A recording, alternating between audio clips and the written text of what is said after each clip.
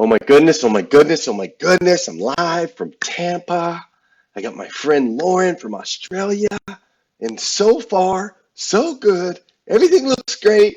Let's keep it that way. Let's go. Good morning, good morning, good morning. How are you, my friend? How are you, my friend?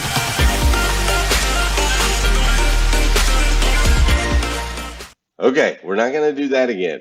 The system did not like that. So we're just going to start without an intro because I don't want to mess anything up because as of right now, everything's working good. Good morning, good morning, good morning. How are you, my friend? Today is July 17th, I think, Friday. Yeah, today is Friday, July 17th, 2020. And what's crazy is today is the very first and the very last time it'll ever be Friday, July 17th, 2020. So I want to make sure we make the absolute most of this absolutely incredible, incredible day. Fair enough. I'm coming to you live from Tampa, Florida. That's right. You're right here in my hotel room. Welcome here in Tampa, Florida. And today we have an incredible, incredible guest. Miss Lauren Kress is going to be joining us here in just a second, all the way from Australia. However, before we bring her on, I want to remind you guys, we've been talking all week about this book, Think and Grow Rich, right? Think and Grow Rich, the guidebook, the manual to success and wealth. And so this week we've been breaking down all of the different principles. There's a total of 13 success principles and all that we've broken down, including my friend Heather Parody yesterday while I was traveling on the plane. She broke down a couple of them for you, which I thought was really funny, and I'm very thankful for Heather Parody. She's amazing. If you like Heather Parody, drop it in the comments. Be like, yeah, Heather rocks, because I want to bring her more on the show because I just think she's super phenomenal. But we've gone over these 13 principles, right? Do you remember them all? Do you remember every single one of them? Desire, faith, autosuggestion, specialized knowledge, imagination, organized planning, decision, persistence, mastermind, sex, transmutation, subconscious mind, brain, and that powerful sixth sense. Now, what's crazy is if you apply all of these accordingly, like, you'll win, period. 100% of the time. The formula is simple. The hardest part about this whole thing, though, is you. That's the hardest part. The hardest part is actually believing in yourself enough that you can execute on these 13 principles and win, right? Like, that's the hardest part of it, is the execution. The formula is simple. So the question I have for you, as we've now gone through this whole week, we're about to bring in Lauren. She's going to give you some awesome strategies. The question I have for you is, like, are you committed at this point to your success, or are you not? Because no one says this stuff's going to be easy, man. There's a reason there's 13 principles that have to be outlined. There's a reason that this book has been passed around from generation to generations for decades upon decades upon decades. It's because this success thing takes work, man. It's not easy. But see, once you flip the switch in your mind, once you decide, like, I am going to win, period, no matter what, once you make that decision, you flip the switch and you show up, this is the plan right there. There it is, 13 principles. You can do this. Now, listen, on today's episode, hashtag Rising Grind, we're going to wrap up Think and Grow Week. Now that I got you in that right mindset, you're like, I'm making the decision. I'm going to do it. It's going to happen. I'm going to win. I'm going to be successful. Right? You're doing all of those things. What I'm going to do is I'm about to bring in my friend, Miss Lauren Kress. I'm going to show her to you. She's over in Australia. She's awesome. So Lauren's about to join us. And Lauren is a business-to-business brand and content marketing strategist. She's also a world-class speaker. She is the host of the Grow Your Brand podcast and 3 other podcasts, I believe. She's busy over there in Australia. She founded her first 6-figure business at 26 years old and has now shifted her life during this whole COVID season to help business-to-business experts showcase their talent. Ladies and gentlemen, my dear friend, Miss Lauren Kress. How are you this morning, Lauren? Hey Glenn, well, it's nighttime here, but I tell you what, I'm feeling really energized, like it's the start of the day again now. That's awesome. We're going to get you all jacked up and send you out on a Friday night on the town out there in Australia. That's interesting. It's Friday night. So is there anywhere to go? Like, can you go out in Australia on a Friday night? Are places open? Are there some social areas or no? Yeah, look, we're pretty lucky. I'm in a place called Wollongong, which is near Sydney, which a lot of people would have heard of. And where I am, we have had bars and restaurants open up. We're very, very fortunate where we are, but we have from next Friday, I think, if I understand correctly, things are getting a little bit tightened again. But look, I mean, I can go out tonight if I wanted to, but I'm doing this instead, and I think we'll have a lot of fun. I think we'll have a lot of fun as well. And I appreciate you spending Friday morning in Florida with us at 5:30 a.m. instead of being out and about partying like you could be out there in Australia. So before we start, Lauren, there's a part of the show where I have to say, or I don't have to, I get the honor of saying good morning to the guests that are watching our show. Typically we dance, and I told you we were gonna dance here on the show, but one thing that I'm a little nervous about is this bandwidth and the way that it's rocking when I play some music. So I'm gonna see what happens if I play this in the background. And yeah, it doesn't like it at all. So we know what we're gonna do? We're just gonna say good morning to our friends. Before I lose the whole feed, we're just gonna say good morning to our friends. We're not gonna dance. We're not gonna play music. We're not gonna do anything crazy because it's too important to me that you and I stay connected and they get the valuable information that you can bring. So we just gotta kind of like dance in our head. All right, we just pretend there's music playing, right? Or maybe you could sing. Can you sing for us, Lauren? Do you know how to sing? Right? You could sing for us this morning. No, no sing. I don't know if I'm game, Glenn. You're not game to sing for us. Okay, well, fair enough. I'm not a singer either. But what we will do is we'll say good morning. Are you on the feed on your side? Can you see all the people watching? I am on the feed. I can see there's 64 people watching at the moment. That's quite a lot to say hello to. Yeah, that's awesome, especially at 5:30 in the morning, isn't it? Because I see Greg Hain is in here, and Don Sankey, Melvin Rodriguez, Mike Stevens. Who do you see over on your side? I got Amy Bricker, Josh Obesian?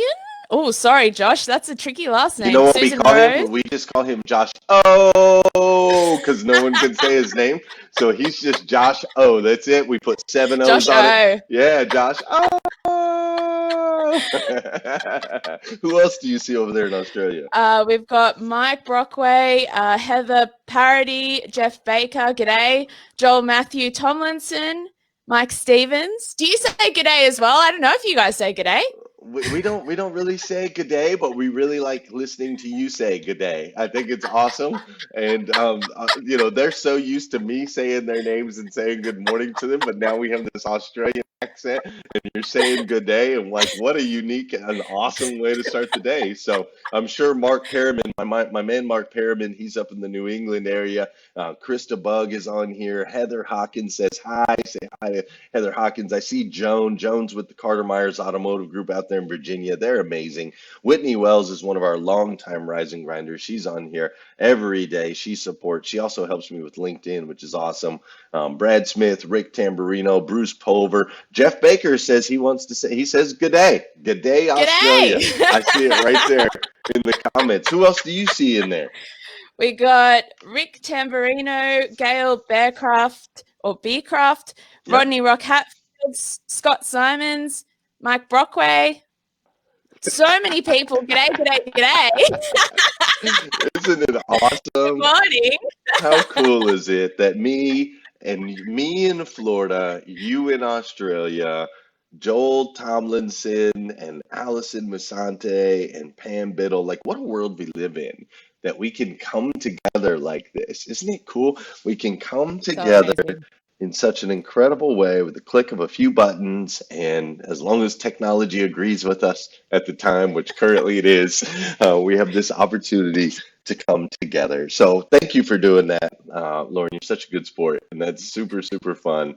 I love it. So let's dive in today. So you and I talked just a little bit. Um, your bio, you've got like all these different podcasts, all these Uh-huh. different things that you're doing. You've been rocking and rolling, 26 years old, first 6 year, six-figure business. During COVID, made a shift, made a change, working with B2Bs, all these different things. Like, so that's just me reading up on you. So I guess I really want to start with like, what's new in your world right now? Like, what's the newest thing going on for Lauren? Sure, yeah. So, I'm kind of like officially presenting now, which is super exciting. So, I've been doing my own kind of stuff for a while. And then during COVID, actually, I had this opportunity to start presenting in studio on the behalf of like some pretty big brands like GSK and stuff like that. So, in the Mm. pharmaceutical space. And that was just like, I was there and I was doing it. I was like, oh, that's it. This is what I need to do for the rest of my life. This is all I really want to do. Yeah, yeah. I feel you on that, man. I love it. I So totally get that. it's just like, I've been one of those people who has sort of been on this like, yeah, I mean, a lot of people do this, right? It's like, what should I do with my life? What should I do with my life? And, you know, I think sometimes having this sort of pause and this time for reflection, like for me, I really think that, you know, there's some good things that can come out of, you know, difficult times. And for me, it's sort of like my business went through a really rough patch. All these things got canceled. And I know a lot of businesses are dealing with the same stuff. But I was like, I got to see this as an opportunity. You know, I've got to see this as an opportunity because I can't control everything else that's going on. So yeah, that's me. That's what I'm up to at the moment. Yeah, I love that, right? You have to really, and sometimes that takes a lot of work, right? To dig down and really like find the opportunity because it's very easy to see the obstacles. That part is easy. Like Totally. this isn't going, being able to really dig in the opportunities in that. I think that that's very, very valuable. So we've been studying Think and Grow Rich. I know you and I talked a little bit before. You've obviously have some awareness of the book. We've been studying that over the last couple of weeks, and there's 13 principles overall that they say. You know, these are the steps to success, and it's built in the style of a pyramid, right? Top of the next, so desire, and faith, and suggestion, specialized knowledge. All of here, knowing what you know, because you work with like a lot of different businesses, a lot of different people, so on and so forth, a lot of leaders.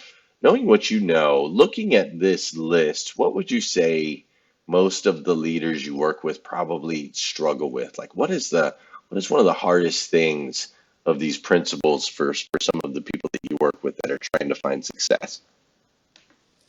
Yeah, that's such a good question. I mean, I've talked to a lot of people about this as well, like asking the same question. And so combining what I've heard from other people and what I've found myself, I think the biggest challenge for us is truly feeling like we're good enough, that Hmm. we actually really back ourselves and going, you know what? I mean, you kind of brought this up right in the intro of today's show, right? It's like actually going, I'm going to go for this. And to get to that point where you're like, I'm going to go for this, you need to back yourself. You need to feel like I'm good enough. I'm good enough and I deserve this. You know what I mean? And I think that Totally. you could be executing, you could be doing things, you could half sort of aspire to something, but if you don't truly believe that you're good enough, it will really, really hold you back. So, yeah, that would be my answer in a nutshell, which I think kind of fits into a few things on the pyramid. I'm trying to think back to what was on the pyramid. Um, Mhm.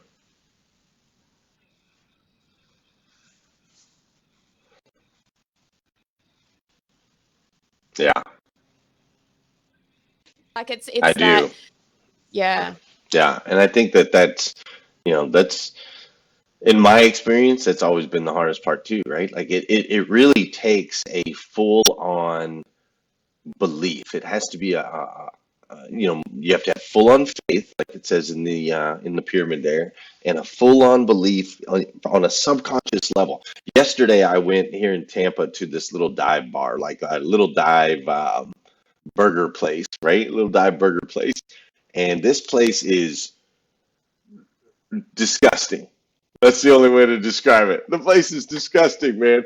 Their sign is fallen over on the ground. They haven't done an update on the place in 30 years. It's the windows are like you can't even see through the windows because they're just layered with filth. The place is disgusting, right? But they have been on Guy Fieri and all these other places because they have this amazing hamburger. And when I went to the window, this disgusting, I mean, really disgusting window, when I went to the window of this disgusting place, I told the guy, I said, I heard that this is the best burger in Tampa, Florida. And he said, well, you heard half right. He said, it is the best burger, but this is the best burger in the world. That's what he told me, man. He comes climbing through the Yeah. window. He's like, this is the best in the world. Dude, but his faith and his belief, he believed it. Like you could feel it that he truly believes it. I don't know why our cameras are acting weird all of a sudden, but you tell that he truly believes it. And though even though on the outside his place looks like it could be condemned, is what it looks like on the outside. On the inside, there's so much belief and faith that they've been so successful that they've been highlighted on Discovery Channel and all these other places as like a destination place that you have to go to. It's really, really crazy. So talk to me a little bit now for you, Lauren. You started kicking butt early, right? First six-figure business at 26. Like you're just a natural born. It's an early show, so we try not to cuss on here, but you're just like an ass kicker, right? That's just what you did at 26 years old. So you started really early. Like, what was the secret to your early success? Oh, that's a good question. I think that really for me the biggest thing was relationships. So I, come from a corporate background. Like the job I was working in before I went and started my own thing, and at the time I started it with a business partner. He was actually from America, and I kind of had spent all of my time really getting to know people that I worked with. And then what happened was my team kind of all dispersed. We all left. And I had all these great contacts, and I kind of, I guess that it's that thing of like living your brand, but like whatever I was doing, I was always like conscientious. I was always like, I actually really wanted to know about the people I worked with and what they needed and how we could work together. So when I left my job to start my own business, I already had all of these contacts. And then it was just sort of like, I didn't have to start building from scratch. It was just sort of like, oh, I know this person, this person, this person, boom, book in a few contracts. And suddenly I'm like, oh, okay, we're rocking, we're going. Right? So the relationships I think is so important. I mean, be curious about people. Like, that's really what it was. Yeah, I like that. Be curious about people, right? Like in order to be considered interesting, you have to show that you're interested, right? You got to be interested in humans. And you're so right, man. The connections to people. We're doing a whole series next week called Your Network is Your Net Worth. And we've got a bunch of my friends and business partners and people that have been on the show and so on and so forth coming together. It's going to be really fun. Really fun next week. But I don't think enough people understand or appreciate the importance of that, man. The relationship part of it is it's crucial. So you knew some people that were in some good positions. You treated them right. You were interested in them. When you decided to make a move, they were there for you. which is incredible. And now you mentioned like COVID caused you to kind of take a deeper look at your life, right? Like you were networking, you were doing well, you're making money, you're doing all these different things. Then COVID kind of hits and makes you take like a little different look. So I guess my question for you is, as you're taking this deeper look of self-reflection that you mentioned earlier, like what did you see? What did you see about yourself and what did you see you needed to change? Yeah, that's such a good question. So I want to be as like candid and honest as I can about this, because I think that there's a lot of people who would have gone through and could be going through similar things. And it's nice to hear that other people are going through it, right? So um, when COVID hit, my biggest account basically fell apart, and which I was really relying on for cash flow. And so then I was like, I had a bit of an existential crisis. Actually, I've had so many existential crises over the last few months that I've decided that there's like a special category for like coronavirus crises that are like separate to my other existential crises. I love that. We're gonna go ahead and file this one in the COVID files. This is in the COVID pile, right? So I was just like, who am I? I was doing this like trigger training thing with my coach, and and it was about working out what your triggers were, right? And I was like, I'm getting triggered by the trigger training.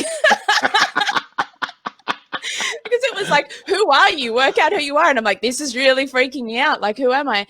And, I guess how I definitely getting external support is super helpful for taking a deeper look. I think I'm a really big believer in that, in having coaches, in having therapists, in having people sort of around you who can help you take that closer look, because we have these blind spots, right? We have these things that we don't necessarily see ourselves, and it's the people around us who can really help. You can tell I'm a social person, right? I keep mentioning like network. Yeah, no doubt.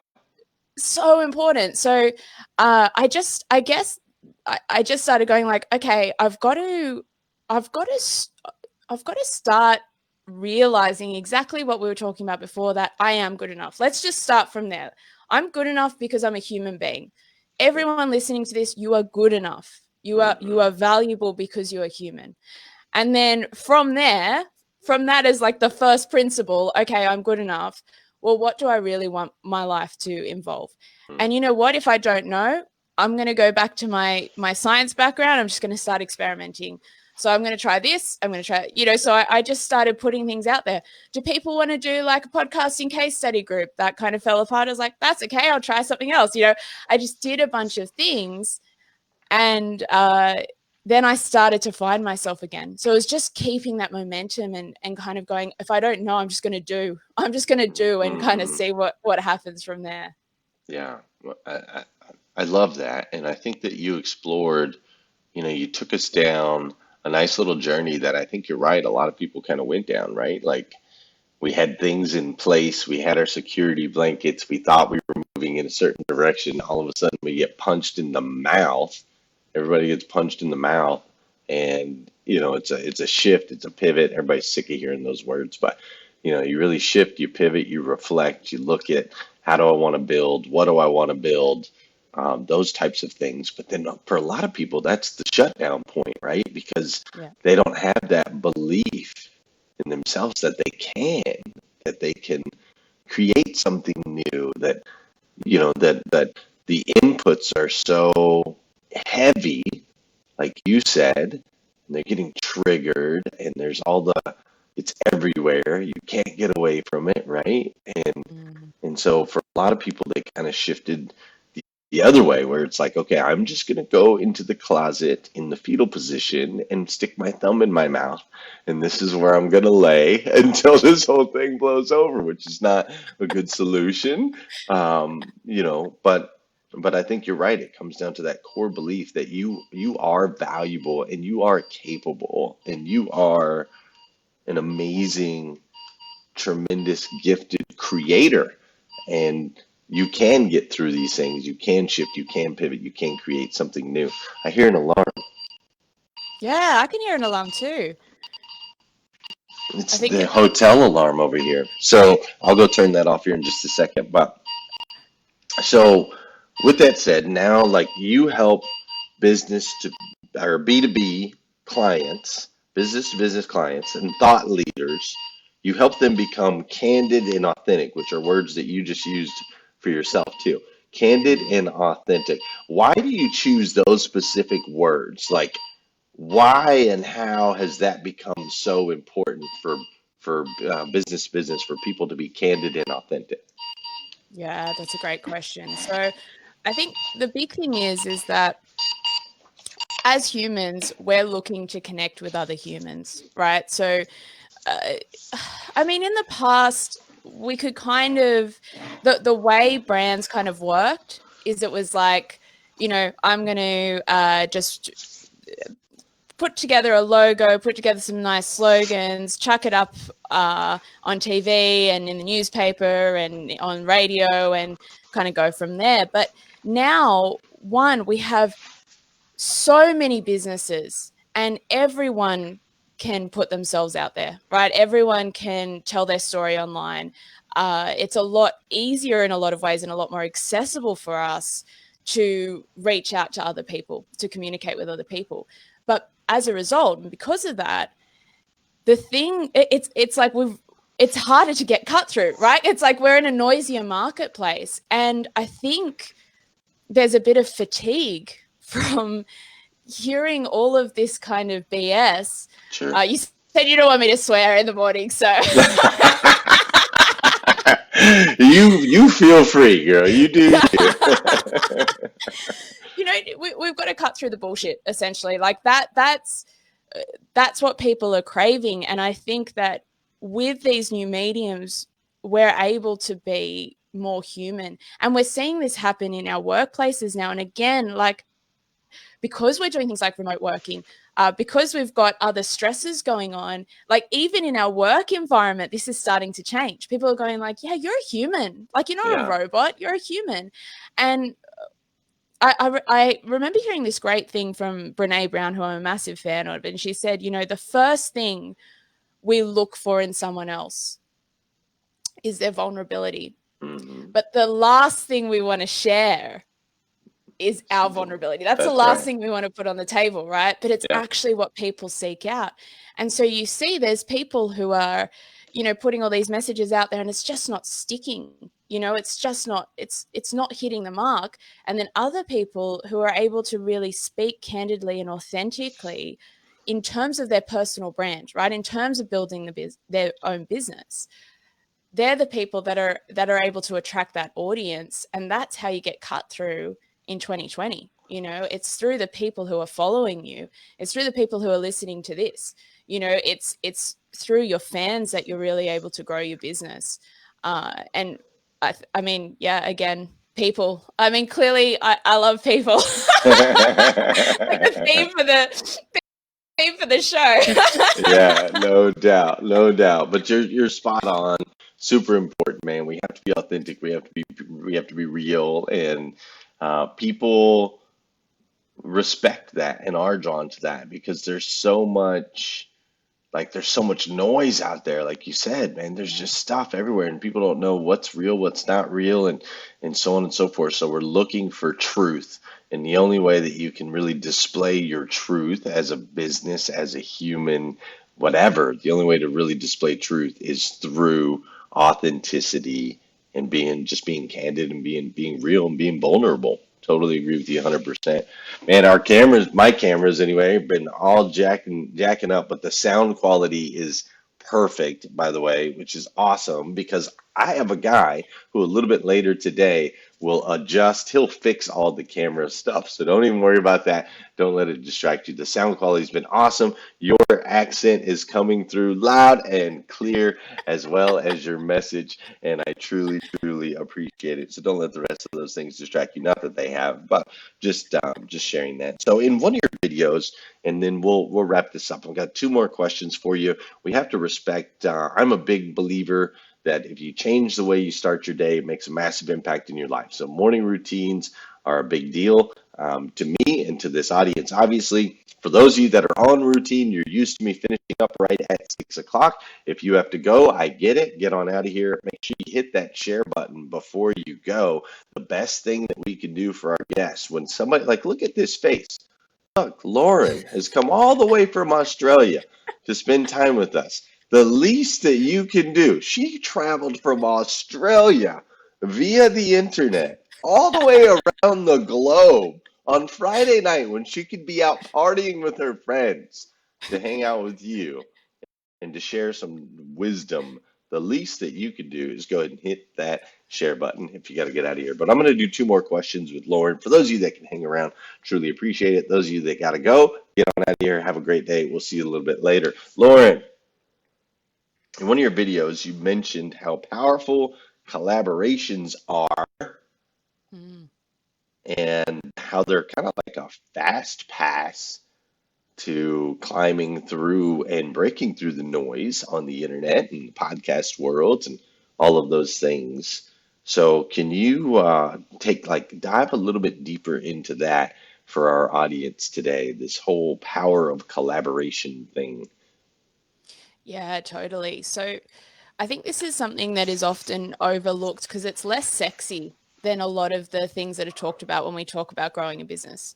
So when we talk about growing a business, usually we're talking about things like, oh, you can do these Facebook ads. And I'm not saying any of these things are bad, by the way. I'm just saying like they're the more sexy ones that we're familiar with. So you can do your Facebook ads and you can set up your like click funnel thing, or you can set up, there's all these different sort of almost like the kind of typical lead generation stuff, but there's a lot to be said for taking the time to actually map out who your key stakeholders are and who the people are that you might actually be seeing as competitors, but they could be collaborators. So collaborators I see them as the people who are kind of working in a similar space to you, but they don't do exactly what you do, right? Like we're all kind of solving different parts of or different pieces of a puzzle, right? Mm-hmm. And so by finding those other people who are working with the same kind of clients that you want to be working with, or serving the same kind of customers that you want to serve, it actually enables you to kind of tap into that as well. So you're basically able to build sort of like a referral network. I don't necessarily mean like a formal referral network. It doesn't have to be anything fancy, but just sort of this like, oh, look, like as an example, I do presenting. I collaborate with studios because studios are actually talking to the people who are looking for presenters. I Sure. collaborate with agencies because agencies are running campaigns and events where they need people to present. We're all in the marketing space and we all want to help showcase thought leadership, but we're doing it in different ways and we're solving different parts of that puzzle. Yeah. And that can be a much quicker way to sort of win business a lot of the time than kind of thinking, right, this is me against the world and I've got to fight like off everyone who could be in a similar space to me. Does that kind of make sense? Totally makes sense, and I love how you've taken it like a step further, not just your not just like your network or a couple of friends or so on and so forth, but really piggybacking off of what could be considered your competition. I like that, right? And really piggybacking. I hadn't thought of going kind of, it's like a unique path that you're talking about going. You're like, okay, come around from the side and we can make some connections that way, or wrap around from the back, or, so on and so forth. So very, very, very, very cool. Very spot on. I'm a huge fan of collabs. I think that they're massively powerful. I think that you and I, this collab right here is going to be awesome. I'm so glad that we connected because your spirit's amazing and you're just filled with light and joy, and you know your stuff at the same time. So smart and straight business, but it's like this perfect little blend of fun, light, energy, and business, and you can tell that you have faith and belief in yourself, and you're able to help a lot of other people too. So what I want to do, one last thing, is I'm going to put you up on top of a mountain real quick. I'm sorry. This whole thing, the video thing is like thrown me off now because I can't even see. It's like so far off. It's messed up. But that's all right. He'll fix it. So I'm gonna put you up. Um, oh, see now now it's breaking up on that end. Gosh, travel. Gotta love travel. Okay. It's because I'm from Australia. It's just it's when I ran that one video, it bogged the whole system down and it hasn't been able to catch up while we've been live. So it is what it is. I'm gonna put you on top of a mountain. It's just you. You're on top of a mountain. All of civilization is at the bottom of the mountain. They're all looking at you and they're cheering, Lauren, Lauren, Lauren, Lauren, Lauren. They're all cheering for you. And they walk over and they hand you a microphone. And you've got 2 minutes, Mm-hmm. 2 minutes to drop something on them, some practical application wisdom, something they can apply in their life today, this week, this month, this year. What are you going to tell them? All right. This is a brilliant question. I love this thought experiment. Thank you. All right. What I'm going to tell them is I'm going to say the most important thing for you to do in your life is to know yourself. You are the most interesting and the most important person in your life. And I don't mean that in some sort of like be selfish or self-centered.